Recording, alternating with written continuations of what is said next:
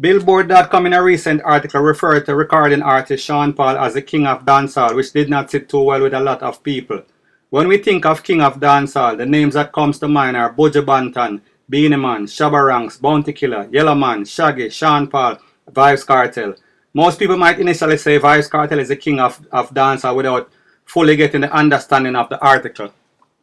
Buju, Banton, Beenie, Shabba, Bounty Killer are legendary artists. They have entertained us for years and decades and are still making waves in dancehall, but none of them have had a successful selling album in over a decade with a #1 Billboard hit. Yellowman and Beenie, they are self-proclaimed kings of dancehall. This is not meant to be in a disrespectful way. Their title is sometimes questionable and not unanimous, though both have had credible body of work with huge local and international fan base. However, neither of them have had a #1 Billboard hit. Shaggy and Sean Paul are bona fide diamond, platinum and gold album selling artists. Sean Paul has managed to remain relevant and is constantly collaborating with other international artists. Most recently as this year when he was featured on Psy's song Cheap Thrill, which was on the Billboard Top 100. When we think of dancehall right now today, there is only one name that comes to mind, Vybz Kartel. He's the best dancehall artist, hands down, point blank, period. Unquestionable, undisputable, the people's champion and the king of dancehall.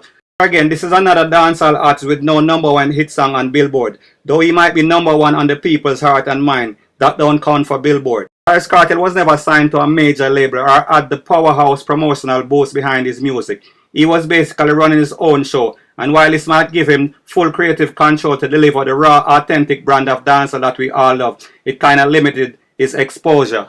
When we see the hundreds of thousands and millions of views he gets on YouTube, the average person might think that it means he is moving units and his sales must be booming. I hate to inform you, but this could be no further from the truth. I hear some idiots on YouTube saying Vybz Kartel is the biggest selling dancehall artist. But ask yourself, when was the last time you saw a credible article to verify that claim? People will say just about anything because they know when they mention Vybz Kartel in a positive note, it equates to views. I am here to give you the truth and the facts. All the people we see on YouTube screaming free world boss, 99.99% of these people are not buying or streaming a single album. It's mostly moral support that don't translate to sales. Our people have become so used to free music, it's hard to break out of the habit. We dance to it, vibe to it, bust blanks for it, but we will not buy an original CD.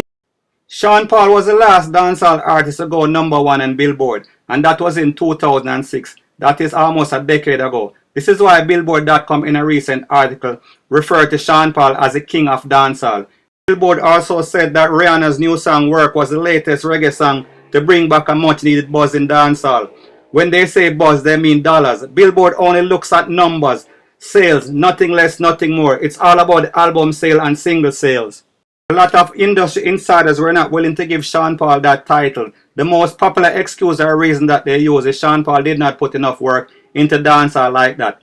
He did not have the pedigree of growing up around a sound system like a Shabba or Ninja Man. That's not one of the factors that Billboard looks at when it determines about the king of dancehall. They do not look at sound system cred. They look at the king of dancehall sales, dancehall reggae sales. That's what they mean.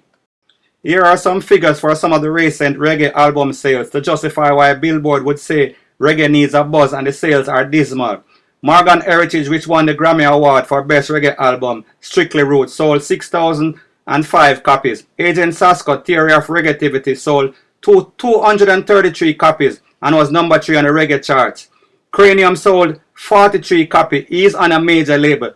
Last year's Billboard reggae bestseller, Just Stone, sold 31,640 copies. Jacure sold 16,926 copies. Vybz Kartel Dancehall Era Raw Deluxe released January 29th of this year sold 49 copies. Yes, I said 49 copies.